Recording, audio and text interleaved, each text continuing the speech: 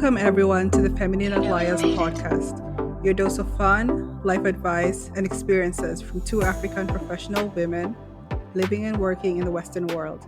We are your hosts, Zelda Wasau, And Cholwe Mandona. and we are excited to have you here. So, today, before we get started, we're going to start with our unlearning piece as we do every single podcast. So, Cholwe, what are you unlearning today? Ooh, okay.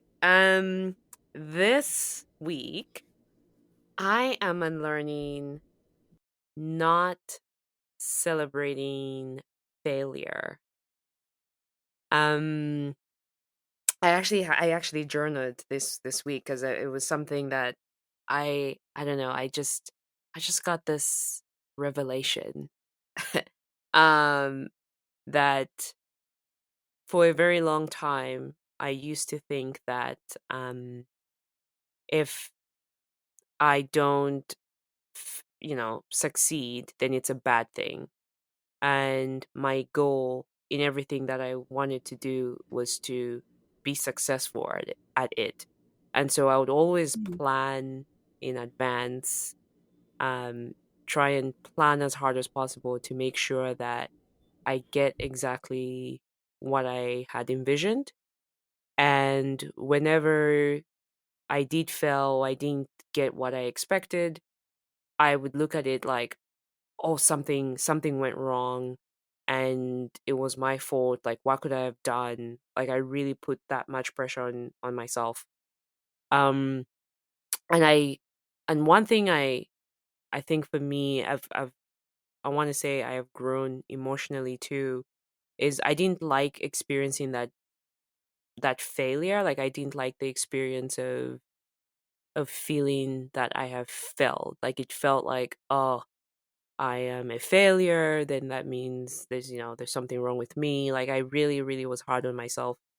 And but now, with the things that I'm doing now and the things that I'm pursuing, I'm realizing that failure is a part of the process. Um Right. yeah, and it's actually that thing of where it gives me a moment to just pause, that okay, you did not meet your expectations, and it's okay. And I can pause, I can take a deep breath, and then say, okay, what can I do next? And it's not really about, and for me, I think what I've come to embrace that is that it's not about me thinking up a new way of doing the same thing that I want, like that I wanted to do. It's about like waiting for an answer. Like, somehow, like, something else will come up in my mind and be like, oh, maybe I should do this. And it's not me thinking, it's like there's just like that moment where I get, I don't know, a divine idea that I should do this. And then all of a sudden I'm like, oh, okay, it's not as bad as I thought it was. So, and that was the part I did not embrace earlier on. And now I realize that no, failure is actually part of the answer. Like, it helps you get to the thing that you actually want. It just may not be exactly how you had planned for it, but Mm. you can still get to your vision or your destination. So yeah. So basically, failure helps you grow. That's an interesting way, though, of putting it. That you're unlearning not celebrating your failures, because that's kind of an oxymoron. Celebrating your failures. I mean, I guess what you're saying. I get what you're saying in the sense of. I mean, I would probably put it as learning from your failures and not letting them put you down. It's hard to celebrate though your failures, but I see what you're Mm, saying. Like yeah. ensuring that you actually learn from them and not you know be put down by them or not crumble underneath the force of a failure. Basically, like, what are you learning from your failure? Are you coming out on top but I think the most important thing is actually learning from your failures. And I think, as you said, I mean, failure is part of life, unfortunately. And Mhm. I think it's one of the things in which if you're scared of failure, Mm. you'll never make it in life because you'll never try if you're always thinking about you're going to fail. Like Mm. failure, if you look at failure as a it's a part of life, and the most important thing is if I fail, what have I learned from my failure? Have I learned one, why did I fail? Is it something that I could have done to prevent it? Is it something that is totally out of my control? But even if it's out of my control, how can I respond to it? What can I learn and get better from next time? Mm. Yeah.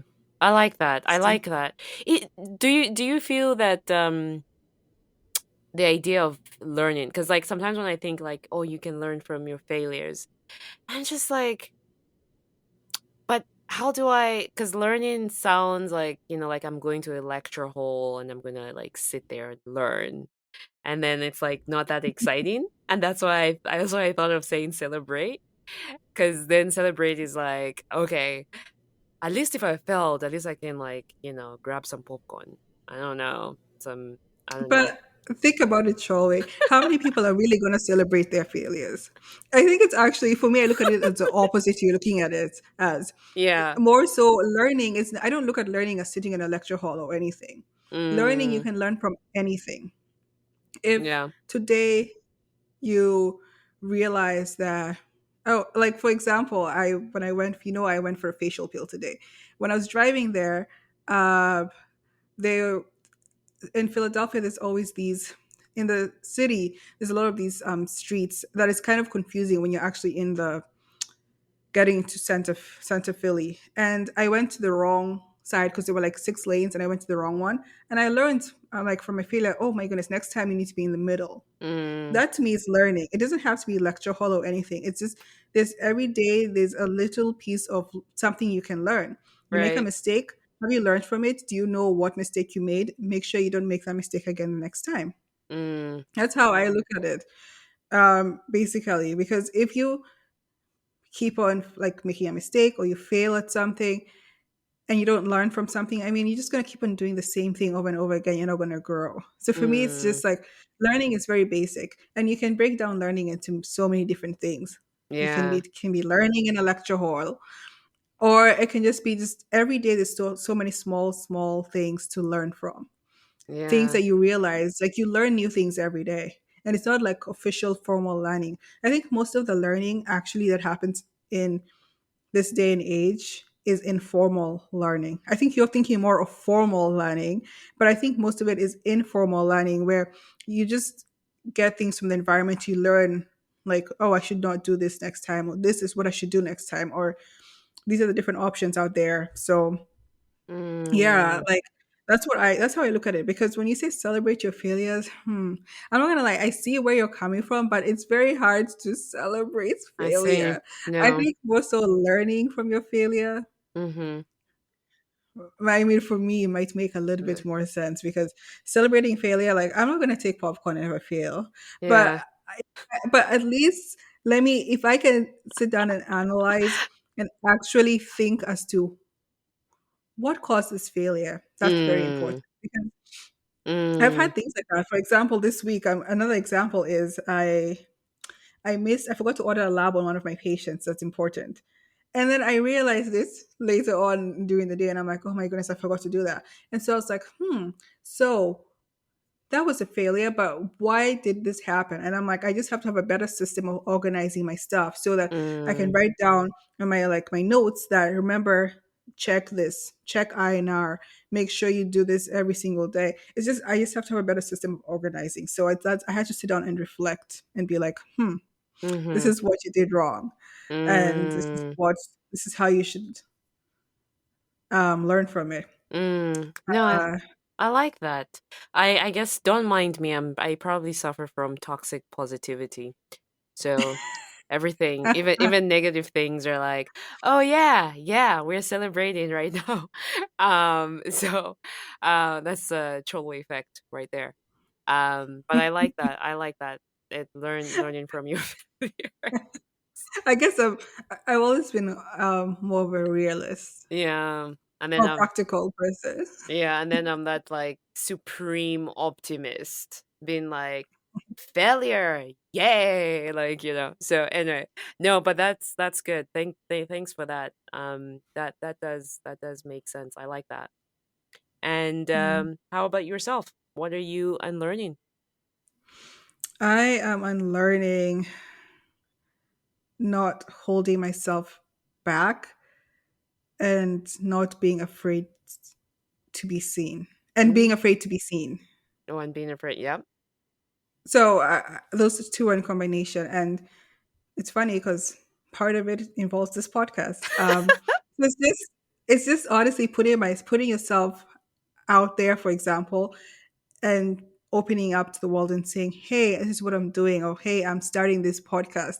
And I guess it's just being afraid to know what other people will think about it and what they'll say, and that will they be like, Zelda is starting a podcast. But if you're afraid to be seen, if you're afraid to step out and let people see what you're capable of doing, you'll you're holding yourself back, and you never know what's out there. You Mm, never know what can be, what your talents can get you, what places you can go to. And so I'm really learning how to stop doing that, because I'm not going to lie, I'm one of those people who likes to be in the background. yeah. That's very much me. I rather be holding things in the background. And yes, I do like getting recognition in the background, but like Mm-hmm. I like being in the background.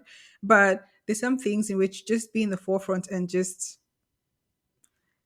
owning it and not being afraid to be seen, because in a Right. sense that being afraid to be seen is actually holding me back in Mm-hmm. certain aspects, because it's like, well, I'm scared to do this because what are people going to think, and then I hold myself back. And so I'm unlearning, you know not doing that, because you really don't get far in life by doing that. You have to take risks, and Yeah. this being seen is a risk, and it's just one of the things I have to work on, Mm-hmm. being the introvert that I am and loving the background life like I do. Mm-hmm. But I mean, some things you don't have to be in the background. So, yeah, Yeah. like this podcast is very much me. Like, for example, when I put it on my Instagram, which I'm still going to try and do that every week. I never post every week, but just trying to do that and see what people think and just putting it out there. That's a lot for me, because I'm not someone who really likes to be seen per se, and that holds me back. That's holding me back. That's holding us Mm, back. So it's me trying to ensure I don't do that. And mm. Yeah. I guess these two unlearning moments, those are like our, the challenges that we face. Because for me, it's like I don't mind being seen, but then if the result is some failure, then that's when I right, retreat. So it's sort of like, so it's coming full circle. Like for you, you don't want to be seen, but you want to get the recognition. And mhm. so this podcast is really trying us. We are being tried, ladies and it gentlemen. Um, is. It is, because I mean, I'm not going to lie. Like, for example, for the podcast, I've always felt like I feel like I'd be good doing things like this, like I just kind know. of speaking and things like that. I really enjoy it, and like when would listen to other people's podcasts, I'm like, I feel like there's something I can do. There are people I can reach out there, Mm, but it's just actually getting it running and doing it, and actually not being afraid to let it out there. yeah, yeah. That's a whole, other thing. So I'm unlearning that, I need to step out into myself and not be afraid to be seen, and stop holding myself back from that. It's not only even the podcast. For example, holding myself back in regards to, this is a good one. So, Mm. dressing. Oh. I tend to try not to be like going out. I'm one of those people who, it's like going out and you have to dress like fancy. It's kind of annoys me, because in my head I'm just like, I don't want it to be so obvious that I'm looking so like if you look so pretty and stuff, all the attention you're gonna get. I Mm. don't know why I don't like that. And yes, maybe partially because I'm an introvert. But in my head, I'm just like, oh crap. So sometimes I just tend to dress down, and then I look at my friends, and I'm like, wait a minute, I should have like dressed Dressed up. up. I Yeah. get a little bit conscious about that. I think it's because you're gonna get like you dress up and you get more people looking at you and stuff like that. And in my head, I'm just like, oh, I don't want that. Yeah. But again, Yeah. it's that whole being afraid to be seen that's holding me back. And I'm like, no, go out there and stun. Yeah, Look exactly. amazing. And that's Exactly. perfectly fine. Let people see you for amazing person you are and just be okay with it. But it's it's a work in Yeah. progress. Oh my goodness. Actually, I just want to make a comment on that. It's so funny you're saying you don't want to be seen. Like, I'm just thinking about myself because when I dress up, I actually think everyone is looking at me. So like in my head, I'm conscious that everyone is like I'm thinking everyone is looking at me. And then there are times when I just realize I'm like, oh no, the person across the street was on their phone. And then in my so it's just very interesting that we're different on that front. But no, I get what you're saying. It's just it's this idea that you have to hold yourself with high esteem, and you're confident, and you're just you honestly you're just telling your story. I don't think Hmm. it's just that obviously with a lot going on in this world, and as we grow up, sometimes I guess we get suppressed, and we don't show up as our true selves, and we don't show up into the world. But yeah, no, I understand. I can relate. No, I don't know if I can relate. I just see, for me, it's the part of where it's like when I show up, it's like what happens when things don't go as I plan. Anyway, but as we have talked about, so I can relate partially. So, You can partially relate. I think also part. I think it also partially comes from growing up. I've grown up with very humble parents, um, mm, which is a very good quality to have. But I sometimes I feel like my parents are too humble, even with their mm, achievements and stuff. And so it feels like if you're so humble, it's like you kind of have this fear of celebrating your achievements because it's like no, you're supposed to stay humble. I think that's kind of something that's in me that I've grown up with, seeing like my humble parents and stuff. And I'm like, no, I can sometimes, flaunt my successes and mm-hmm. be proud of it and things like that. Cause like, I mean, they're meant to be celebrated. Celebrated. Yeah. Yes, that's true. And they have things you will find an audience. I'm assuming that you will find an audience that will want to also celebrate you because you're also a representation of someone. Like the way you talk, the way you look, with the things you do, the profession you're in. So someone is out there inspired by you. So yeah. Oh, that's something I struggle with. I mean, not that I necessarily struggle with, but in my head, I'm like, really? There's someone out there who's inspired by me? I don't know because I guess I don't get told Mm. necessarily. Um, but I do have sometimes some patients who are so proud of me, and they're like, and in my head, I'm like, why are you so proud of me? But anyways, I think it was, I think because I never, I mean, I grew up in Kenya, so growing up in Kenya in a predominantly African Black society, Mhm. it was normal. Like you see Black doctors, Black lawyers, Black this. So it was just normal. I was like, oh, I'm going to become a doctor. It's normal. But here in the US, I guess it's not normal. Mhm. So when I have like patients of color and they're so proud of me and they're like, oh, they're like, do you have your own private practice? I will totally come. Or like one of them asked me, like, my parents are looking for a new doctor. Are you like, do you take care of people at the hospital? And I'm like, unfortunately, I only work in the hospital. But it's things Mm. like that. And I guess in a sense, I don't realize that I might be inspiring people Mhm. because in my head, I'm always like, well, yeah, of course I would have done this. Yeah. But I mean, that's from where I'm coming from. I don't have some of those limitations from how I grew up. So, Yeah. Yeah, But you are inspiring. I and it I can relate and or understand rather what you're saying because you're just being you, and we've talked about exactly. you being an introvert, so you're just doing what you think is good for you, or how you can Hmm. serve the world. So you're not outwardly looking. Um so it's just natural. Um Right. and so you can take it as you want, but it's great that you are inspiring people. Should it become your focus because you're inspiring people? I don't think so, because then now you start to look outward instead of inward. um Hmm. you know Extroverts, as we learned, some of us have to look inwards more than outwards, because then it just becomes more performative than something that is really true and authentic. So I actually have to work to sit down, to be with myself, and like to just serve as opposed to like looking outwards. So no. And I have to work on also looking outward and being realizing, I Exactly. could actually be inspiring someone, and I should Exactly. be conscious about that.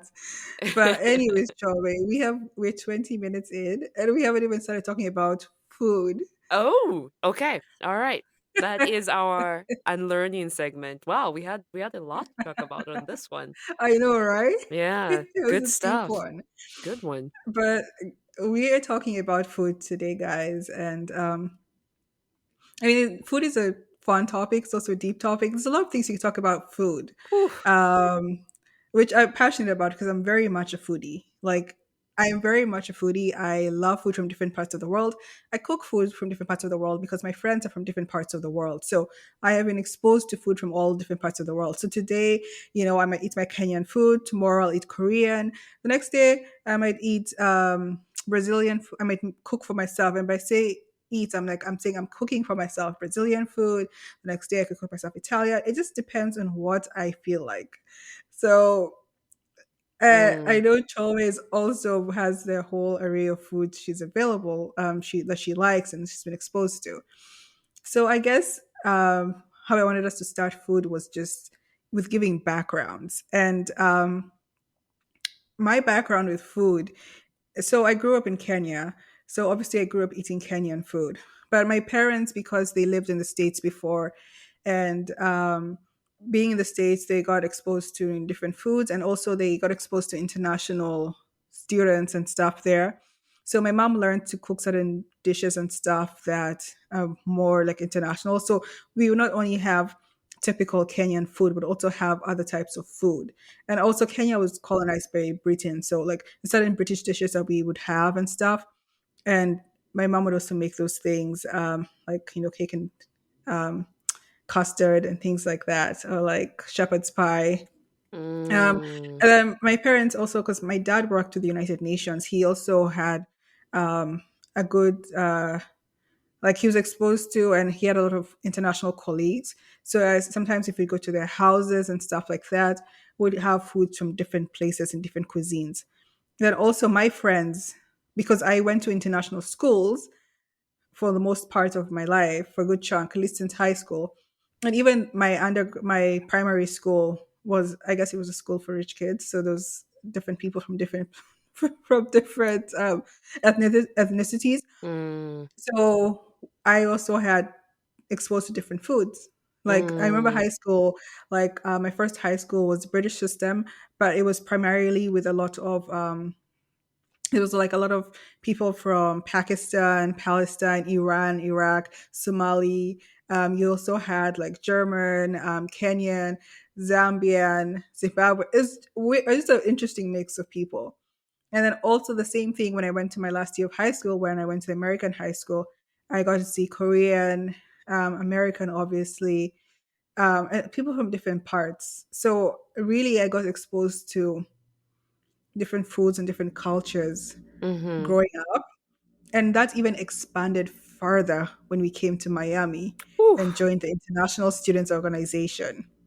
Yeah. Because that one, and then that Right. one also after the student union, because I'm not going to lie, I didn't know as many African, like before I went to Miami, the Africans I would knew were like Nigeria, Ghanaian, Malawi, um, Ethiopian, Uganda, Somali, Tanzania. But when I went to Miami is when I started getting exposed more to people like from Gambia or Mm, Congo or yeah. Senegal, more of that. I mean, and I actually got exposed to their food, and they had Wow. good food.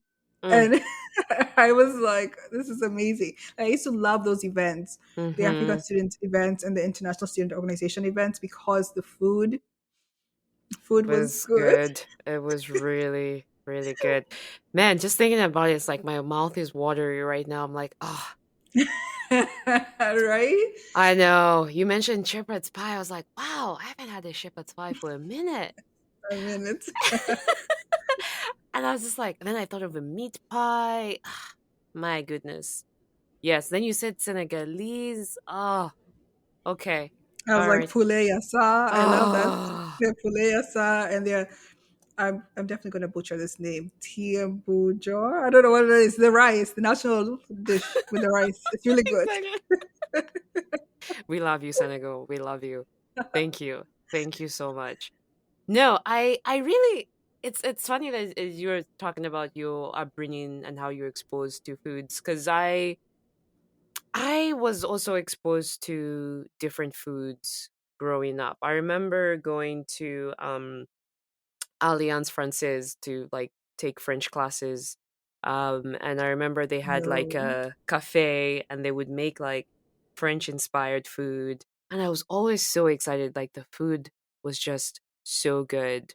Um, and then even it's funny, right? Like from a very young age, I just loved international foods, like foods outside Zambia. Even though now I also love Zambian food, but I think it was Mhm. because growing up, it was it was um a routine in terms of what we would eat, like Zambian food. It would be inshima for all of you who do not know inshima. So inshima is cornmeal, and you cook it until it becomes a little bit harder, like I don't know, or should I say a paste?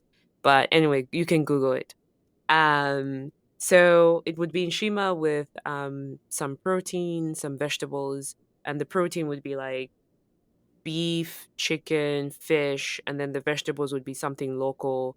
But actually, some of the vegetables are here in this part of the world, so like cabbage, maybe Mhm. spinach and stuff like that. But it was such a routine eating that I just was excited every time I ate something that was different, like an Indian curry. Like it was just like to me, it was like exotic. Like, oh, this is so good. Like it tastes so good. I want more of it. Like Chinese like chow mein, like noodles, amazing. So like I just gravitated towards um these kinds of food. Like for me, my curiosity for the world at large began with just eating these foods. Mhm. Um and even just like when now that you mentioned like your mom used to make cakes. Um and I remember like enjoying cakes and scones, the meat Mhm. pies, sausage rolls. And now that I'm in the UK, Sausage rolls. help us. Just help us. Yes. And actually when I recently moved, um those are the things I went for. I went to get a sausage roll, a meat Mhm. pie, um yeah, and just like a really good cake. And I remember you introduced me to, or you told me I should have a Victoria sponge cake, and in my head I was like, Right. I need to go for that Victoria sponge cake. I need to. And then eventually I had it and I was like, oh, Zia was right.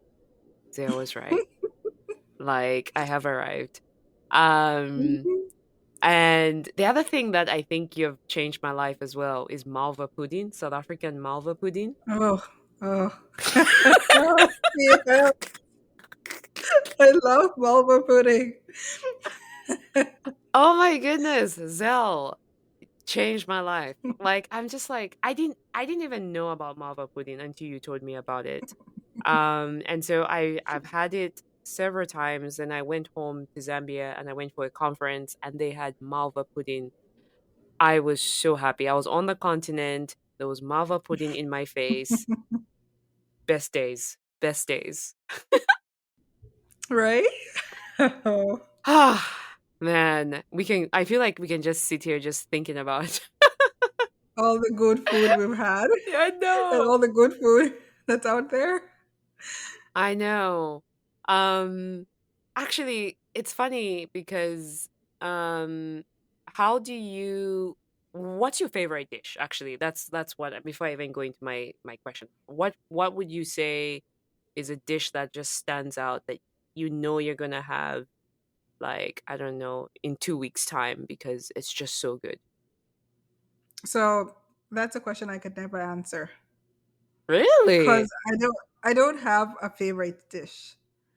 I have Oh. so many dishes that I like that, Mm. that I make. Mm. So it's really hard for me to answer. It's because some people might have one favorite dish, but I've been exposed to so many amazing dishes that Mm. it's hard for me to pick one favorite dish. Okay. And so how do you choose what you're gonna cook like this week? I don't know if you've already cooked already, but what are you what is your plan? Because you can eat Japanese food, you can eat South African, you can eat Kenyan, you can eat Mexican, hmm English. So it just depends on my mood or what I feel like. Or sometimes, so on Instagram, okay, so the things I store on my Instagram are two things: travel stuff and food stuff. So the Mm, two things you'll find me storing on my Instagram, saving on my Instagram. So I look through my Instagram sometimes and I look through the recipes I've saved and I'm like, do I feel like making this today? Like this week, I plan on making this baked sushi rice with salmon. mm, Um, and because I have the salmon and I want to make it. But like the next week, my plan for the week for is cooking Kenyan chapati with beans. oof. Because I just realized, oh, I miss chapati. Chapati is one of my favorite dishes. Mm, Um, at least when it comes to Kenyan food, that's definitely one of my Kenyan dishes, my favorite dishes. But it just depends on what I feel like because the other like 2 weeks, 3 weeks ago, I was having japchae. That's probably not how you pronounce it, but mm, it's the Korean noodle dish. yeah. And that's what I was taking to work for my lunch. So it just depends on my mood and what I feel like. If I feel like this today, I'll make it. Yeah. Wow. And how easy is it for you to make it? Like, are you looking at the recipes online, or do you have books? But I look up the recipes online and then I see if I have the ingredients. So that's part of the problem with being a foodie is I feel like I have so many random ingredients. And the thing is that Yes. I make I'll use this particular thing for this dish Mhm. and then I might not use it again for some time until I find like a dish that uses it. So I have to be very careful that I need to buy like smaller quantities of stuff just to make sure that Right. I don't like they don't go bad because I could buy a whole quantity. Like if you look at my spice rack and everything, it's so much random stuff because it all depends on what I'm cooking. Yeah. And I have respect for you because you literally make the dishes from scratch. Yeah. Because I'm like, and that's the thing, because you're gonna have all these ingredients, and so you go from japchae to chapati, and then it's like, oh wait, I don't need half of the ingredients I bought for this meal, and then now you have to hmm like, so then does it mean you're gonna keep eating japchae for like 3 weeks until you finish all the ingredients? Oh. What I try to do sometimes is find ingredients that are, I mean, other recipes that use similar-ish ingredients if I need to use them up, so that I can Mm, actually use them up and avoid them from getting bad. But yeah. yeah, that's always been story of my life. Like That there's just is. so much random stuff from different parts of the world in my kitchen. Mm. So, how does that impact your idea of traveling to the place? Do you think that cooking the food replaces going to the place itself, trying out the Oh, food? Oh no, hell no. Like I need to go to the actual place to try their food because I know they have even more different dishes and more amazing stuff. And maybe they even make the dish better than I'm making it, or there's something I can learn. So definitely not. I definitely want to go to the places. It does not replace that at all. Like for me, I'm one of those people who part of the travel experience is Mm, the food. mhm, It's a huge part of it. So, and because I don't have dietary restrictions, um, it'll be very hard for me to travel with someone who has very strict dietary restrictions because for me, I'm just like, bring it on. Bring on the mm, seafood. I will eat it. If you don't like the seafood, I'll eat it. And so I'm open to anything. yeah. Well, I guess that's not my reality. At least with dairy. Gluten, I'm still investigating. Uh, I'm still investigating whether I need to be uh, gluten free or at least avoiding it as much as possible.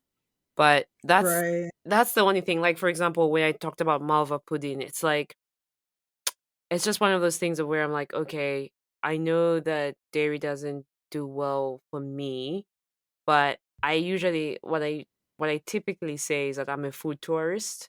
So meaning that I'm Hmm. just passing through. So I'm gonna taste the malva pudding, but I'm not gonna have it on a regular basis. But if I'm visiting you and you've Hmm. made malva pudding, there's no way I'm gonna sit there and Not like have it. no, I not have it. Like that's when you only live once mentality comes in. So and that's the other thing about just with I guess with food is like yeah, if you do have intolerances, in a way it can I don't know if I would say it limits your ability to eat different foods because I guess you could Hmm. make you could remove like I could remove dairy from these recipes, but I don't know if I would be experiencing the true authentic taste of that dish like the way it was intended to be. So Right. yeah, that's the what seems like a sad reality, but I've come to live with it. I guess like in that case, particularly if it's medical wise, you just have to, if that's the case, live with that reality.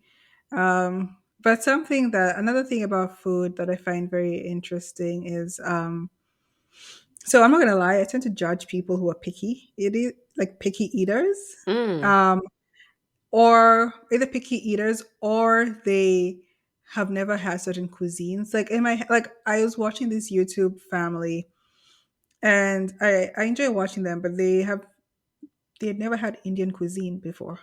And in my head, I'm just like, you've lived in America your whole life. Um, you've never tried Indian cuisine. Like that sounded so weird to me. And it just made me mm, realize that I'm very adventurous when it comes to food. yeah, And not there's a lot of people out there who are not adventurous when it comes to food. Because in my head, I'm like, Indian cuisine is one of the most like basic cuisines that it's easy to find it out there. yeah, Like if you yeah. say you haven't had cuisine from Montenegro, I mean that's fine. It's not common to find a restaurant with Mm, that. But something like Indian cuisine, I'm like, yeah, there are Indian restaurants everywhere. Like, how have you not tried it? And yes, I know they might Americanize it, but in my head, I was like really shocked. I tend to judge people, but I have to realize that not everyone um, thinks the way I think. mm, Not everyone works the way I work, and I just have to. It's one of those things that I have to realize that it's the same thing when it comes to travel, in which when people have no motivation to leave the country. In my head, I'm just like, "Are you okay?" But then I mm. realized, but then I realized I need to stop judging. Like Judging. people have been raised in different ways. They grew up different ways, so their reality is not my reality, and it doesn't make Mhm. me better than them or worse than them. It's just different ways of living. But Yeah, yes, I tend to judge people who have barely tried other cuisines. I'm like, really? yeah. But then I think there's also something to be said, right, about the marketing of these other foods. Because, like, for example, I think when you I think I think I had texted you saying I'm going to a Korean restaurant, and it was like, okay, what? Then I looked at the menu and I was like, could you help me please, because you seem to be, you have tried these foods and you've cooked them yourself. So it's just like, how do, if people are not traveling, how do they get to know about japchae, for example? Because the thing about it is that what's on like TV commercials or just in the media is like McDonald's, like a burger and fries, pizza, Domino's. Um, and it's interesting, like in the US, a lot of these foods, you either have to go to like a specific market, and they might describe it as like an ethnic food store, or like, it's Right. it's not considered like commercial, because it's not commercially accepted, like it's just a food, like you can just get, I think maybe stores now are getting better. I know in the UK it's very easy for you to get like rice noodles, curries, whether it's in a jar or like, it's a spice, a paste, you can make it yourself. So I feel like the UK is definitely has that diversity in terms of like, yeah, you don't just have to go for what you see on TV. So I don't know how you came about to just like, I guess your curiosity, it looks like, but even just like, Mhm. okay, how if I go to like the Asian market, and then and you can tell me, but a lot of the Asian markets, like this, the products are in, like let's say in Mandarin or in the native language of that product. I don't know how you figure out like, oh, this is what I need for to make this recipe. So I guess it goes hand in hand with maybe just the fact that I have very international friends, and Mm, that means my, like, for example, who I follow on YouTube is also very international. mm-hmm. Um, I don't just follow Africans. I follow, Europeans, Asians, Latin Americans. Like I follow different people on YouTube. So I get exposed to all these different types of things because my interest is very international. Mm-hmm. I I feel like I really enjoy learning about other different cultures, and learning about a different culture, part of it is learning about their food. Mm-hmm. So I think because I have that interest, it naturally happens to me. So I get exposed to these things. And of course, with the algorithm, the more you search certain things, they just, the internet just knows how to bring you what you want because it knows how Zelda was looking at this. So she probably likes this kind of stuff. Mm-hmm. So I guess that's what I do. That's how I have, access to these things. So to me, like I have an issue when people say, and my parents have also said this, like, oh, you like this exotic food. And in my head, I'm like, Mm. what is exotic food? Exactly, I know what you mean. Like, it's to someone else that's not exotic. It's their native food. It might be different to you, but I don't think food is necessarily exotic. Mm-hmm. I hear you. Um, Yeah. and I think that's just the way I look at it because I'm just like, it's their national dish. It's their normal food. It's just to you, it might be a little bit different and maybe strange because you're not used to that. It's a different cuisine for you. Mm-hmm. But the word exotic, I have an issue with people use the word exotic cuisine because I'm like, no, it's not exotic. It's just someone else's food. Mm-hmm. But, that goes back to, um, how you were raised, what environment you were raised in. Because if you were raised in an environment in which you were only exposed to certain dishes and not nothing else, then fine. I get it. I get how you might not really have the urge to like try other different cuisines and stuff because you really don't know what's out there because you're not Mm-hmm. been exposed to any of it. And I think this goes hand in hand with accessibility when it comes to food. Mm-hmm. Like how exposed are you to different types of food? Um, is it, you know, that really affects how people view food and things like that. And I must admit, Mm-hmm. I mean, I did not grow up poor, so I never had issues. one, at least getting food, and then two, because of having so many people from different parts of the world in my life, Mhm. it was so natural for me to just try different foods. Mhm. Um, Yeah. and that's yeah. Yeah, I'm actually thinking about like, if somebody like an immigrant family moves to the US, for example, um I did you do high school in the US? Or No. no? Okay. I was just sort of thinking, um, and maybe somebody who has gone through the American, K to 12 school system may have a better experience. But I'm thinking about that child because I've sort of heard stories like this where an immigrant family moves to the US. They have kids that have go to school, and their parents like pack them like a lunch, for example, and maybe pack them like their native dish that they would typically eat. And then the child comes back and is like, no, I now want fries and a burger or some pizza. I don't want to eat my local food that I was familiar with. And it's an interesting that people then start having insecurities about their food, because if Mm-hmm. somehow you're told that, oh, your food is exotic, or your food belongs to the ethnic aisle, so like how like Or it stores smells too much. yes, exactly, or it smells too much. And for me that was the part that was like frustrating, is when you go to a store and then it's like it's all the other foods, and then there's an aisle that says foods, world foods, or like global foods, and I'm just like, we're in one earth. This is one planet. And you're telling me I need to go like to this specific aisle to get, like, as you said, like you mentioned sushi rice, and being like, why can't the sushi rice just be in the rice section? And then help us Right. decide, like why does it have to be white rice? You go here and then you go to like another section to get this other rice. Um, so it's almost interesting because it you can see that like division of identity. And so Mm-hmm. then all of a sudden you're special if you eat this kind of rice, and then you're normal, or like you're part of the crowd when you eat the other kind of rice. But as you said, it's just rice. Like it's rice. Like, and probably tasty and good for you.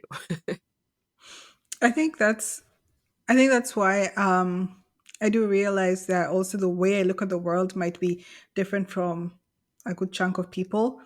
Because for me, it's like, oh, it's just one big planet with different um, cultures, different foods, and there's nothing like weird about it. And it's like it should be accessible to everyone and should all try it. But I'm realizing there's a lot of people who don't grow up like that.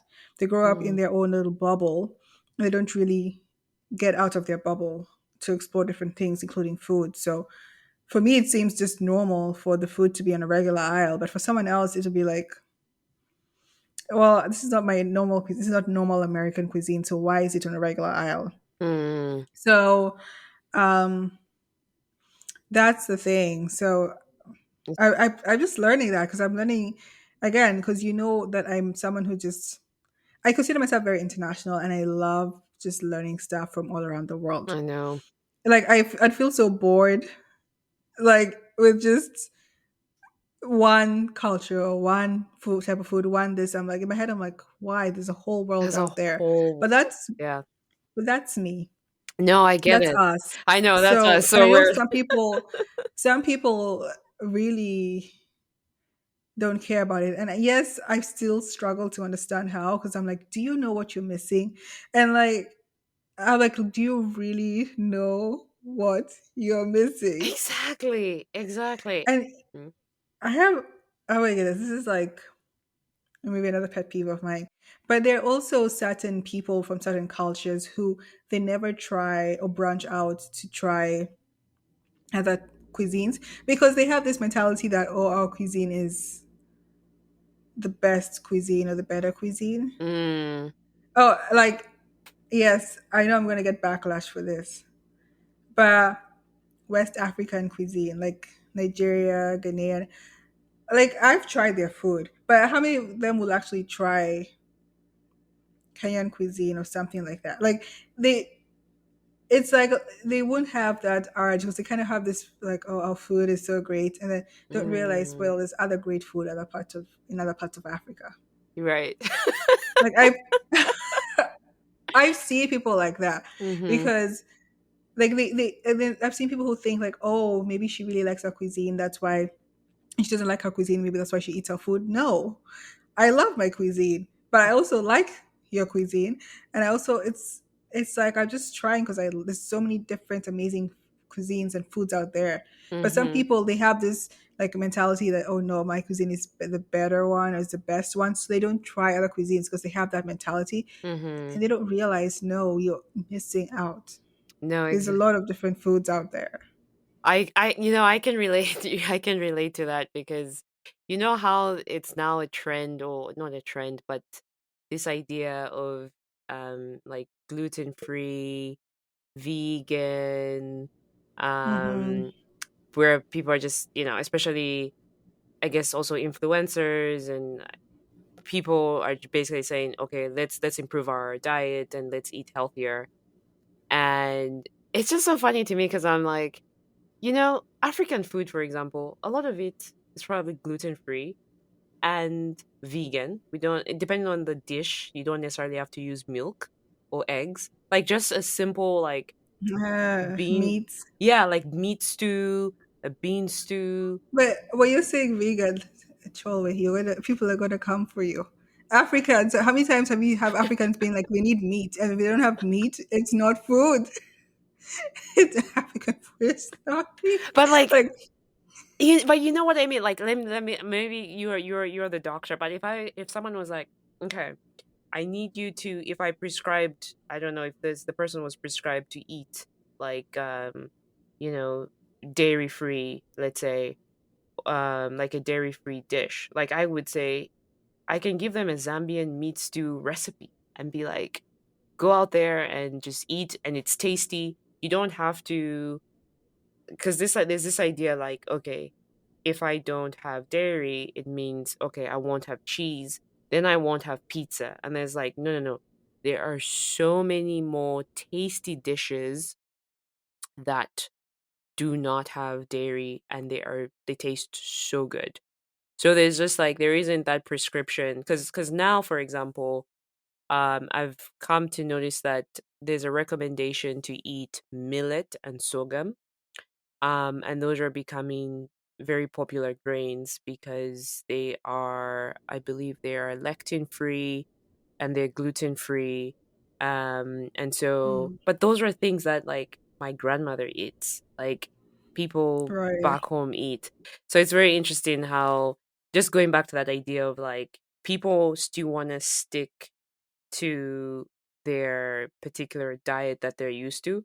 So now it's like, okay, if it's dairy free, I have to eat dairy, like, non-dairy, like non-dairy pizza. Like, no, no, no. You can literally just not even eat pizza and still have a good, like, experience with your food and taste and all of that. But you just But reminded me I of think that. but that depends on where you in the world you come from. Because, for example, if you tell a lot of Africans, you should be vegetarian, people are gonna riot. Because the number of times I've seen people being like, no, they need meat in their food. And in my head, I'm just like, why? Yeah. Like, if you tell, so I think it depends on which part of the world you come from. Because if you're in a part of the world that uses more dairy, it might be an issue. Yeah. So So, I think it's very subjective to where you grew up and stuff like that. Because where you grow up and the type of cuisine you're used to will determine what's easier for you to give up. For you, mm, it might not be hard to give up dairy because maybe you didn't have as many food in Zambian dishes. For mm, someone else, they might have a lot more dairy in their cuisine and stuff like that. So it becomes really hard to give it up. So it's a very hard thing to do because it's very subjective based off a lot of different things. Mm. Now I'm actually just smiling and just laughing inwardly because I'm thinking about offering like Vietnamese spring rolls to an African, just to an African, and be like in place of like meat. And be like, okay, here we go. I think you're right. I think we should avoid these riots. But you see how interestingly, I think what we're alluding to all of this is that we are open to the world, and that has expanded in our diets. And so there seems to be some correlation with identity and food, Oh and yeah, for sure. it can kind of show like how open-minded someone is, I guess, in terms of Hmm. yeah, just the experience they want to have. Um so but it, obviously, as you said, it doesn't mean that we are better than other people. It's a choice to be open-minded and to experience different foods and then different nationalities and what they experience. So Right. yeah. But it definitely does open up it opens up your world to a lot of different things. And for example, now if you start to have different preferences, like if you want to be gluten free, if you want to be lactose, if you're lactose intolerant, or if you want to avoid certain meals or things in your diet, if you're exposed to many other cuisines, you'll find many other dishes you can make that actually fit into those categories, so you're not limited. Because if you come from example, if you come from a cuisine that eats a lot of meat and you decide you want to go vegetarian, you might not have many options in your cuisine for vegetarian stuff, but maybe if you Mhm. try like Indian food, they have a good chunk of food that's vegetarian, then that Mhm. will expose you to, so you'll have more options. I think that's what it helps with. It really exposes you to other options. But another thing we should talk about before we close is just oh, I find this fun. Portion sizes when it comes to food. I'm Mm. not going to lie, like when I came to the States, I did not realize that. Okay, one, because I never thought about this growing up. Mm. Growing up, I never thought about what I was eating, how much I was eating. I was always really small and petite. Mm. And I think I would literally have like breakfast, break, lunch, tea time with bread, and then dinner. And I still was so small.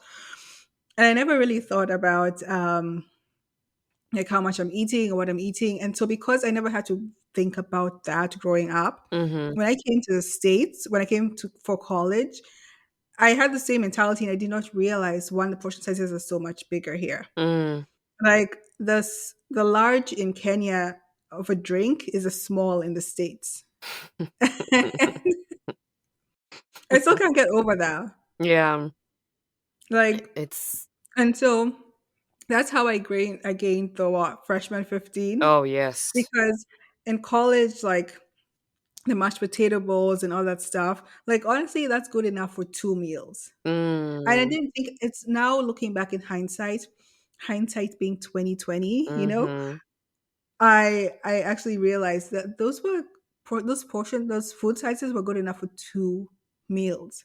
But I Mm. didn't realize it because I didn't think about portions beforehand because I never had to. It was not something I grew up with. And so now I'm much more conscious of portion sizes in the States because portion sizes in the States are so big. And They you are. also realize it when you travel to other countries Oh and yeah. you see what they serve you and you're like, wait a minute. I got so used to American sizes, and then it's like back to this small thing. But honestly, they're just serving you what's enough. Like Exactly. what you need versus so like such huge amount of food that you get in America. Like that, I'm not gonna lie, that took me some time and I didn't realize it until I think after college when I became a little bit more conscious of my weight and I was like, wait a minute, Mhm. portion sizes. This is what's a big issue because I've gotten used to these American portion sizes and it's not what I'm used to back home and then Yeah. this is what happens. And then yeah, no, I totally relate. I don't know, have you ever had like the Chinese food at like one of the shopping malls? for example, the one where it's like a Yeah. buffet and like you order like whether it's rice, whether it's noodles or like rice, and then the portion, then they they just they put a lot of noodles and then they'll put whatever like whether it's orange chicken or General Tso's chicken or something, and it's a huge portion. Portion. I know. I remember I used to get excited, especially when I was a student. Like, when you're on a budget and that food, man, that food went down. But I totally understand what you're talking about. Um, and the thing is that it's just, I don't even know. I mean, how would we have known? Like, I don't know how I would. I mean, yes, I can say, okay, I used to eat less, but man, college and the options we had, I just don't know. I just don't know. It and also it felt because here's the other thing, right? We were walking a lot at Miami. Yeah. So it wasn't like we were inactive and we just wanted to be like lazy. Like we were busy and we had a lot of stuff to do. And remember we had to do the dance practices for Oh ASU. yeah, those were good workouts. Those were really good workouts. Yeah, so I think it's just I don't know, maybe yeah. So that sort of control, I wonder if we could have controlled ourselves, maybe. Mm, But because the other thing is also just stress. We're also stressed. So stress eating. yes, exactly. So stress eating. Um, but I yeah, and I wonder if it's anyway. I was just wondering whether if you're on a vegetarian diet and you're still eating a lot, I guess the portion sizes are really big in the US in general. Yeah, and like it's still big. I think it's as long as you're eating a lot of food. I mean, Yeah. it doesn't matter what type of food you're eating. The portion sizes are still big. But another thing that I remembered when you said it is so when you get these big portion sizes, and if you're raised in a family in which they tell you you have to finish everything on your plate, Yes. so you get this huge ass portion size, and then you feel like you have to finish everything on the plate. Exactly. Even Exactly. if you're already full, your stomach is telling you, okay, I can't take anymore. But in your head, you're like, they're starving kids somewhere else. They're starving kids in Exactly. Africa. So you have to finish all your food. And I think like sometimes I feel like when parents say that or whoever like raised you says that, I think it's a better there should have been a better way of saying things like that. Like basically, okay, just be cognizant of wasting food. And then Mhm. like if you don't finish the food in your plate, then make sure you finish it. Like if you don't finish this dinner, then have it for lunch. Make Mhm. sure it doesn't go to waste. Instead of always saying you have to finish your food because you're starving children in Africa. Like I feel Yeah. like it's something you end up unlearning as an adult because I don't know. You have to. It's. I think we can get into this in another episode. It's just like the Mm. relationship we have, like with food and how it's like affecting us and all that stuff. Because there's so many like nuances and complexities when it comes to food, how you eat, why Mhm. you eat, what you eat. Um, like I think one of the big things that I, as a medical doctor, that I realize is some people, they come in and they're like, well, they have the genetics to be obese and stuff like that.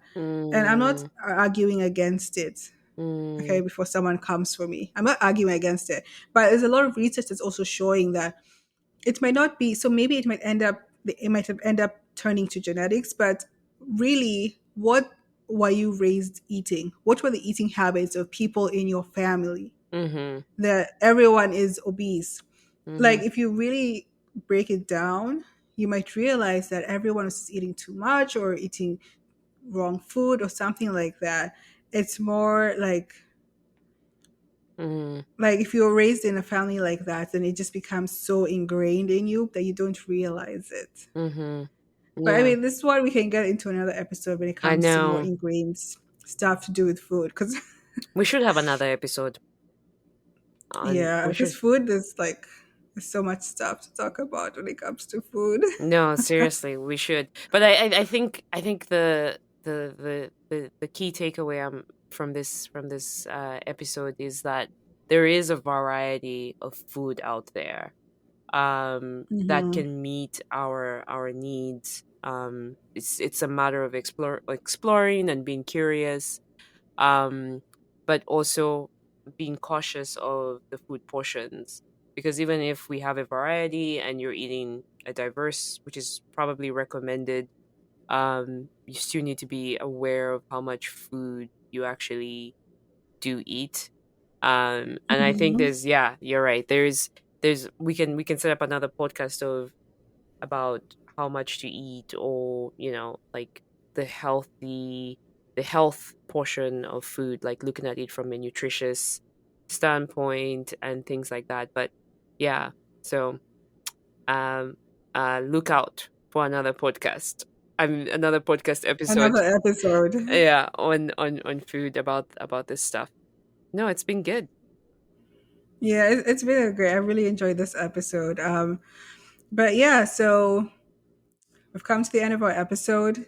If you guys have further feedback, if it's something you're unlearning, if there's something you want to discuss in regards to the this episode on food or any of our other episodes, feel free to reach out to us on the feminine outliers at gmail.com.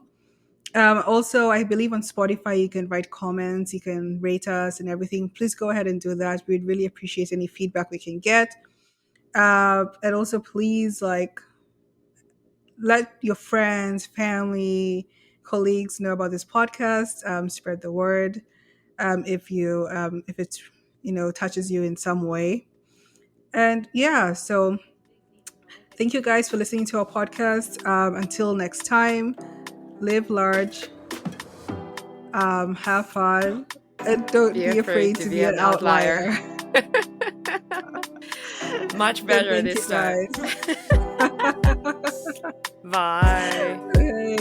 Have a good night, day, evening, whatever time it is, wherever you are listening to this podcast. Thank you guys. Thank you.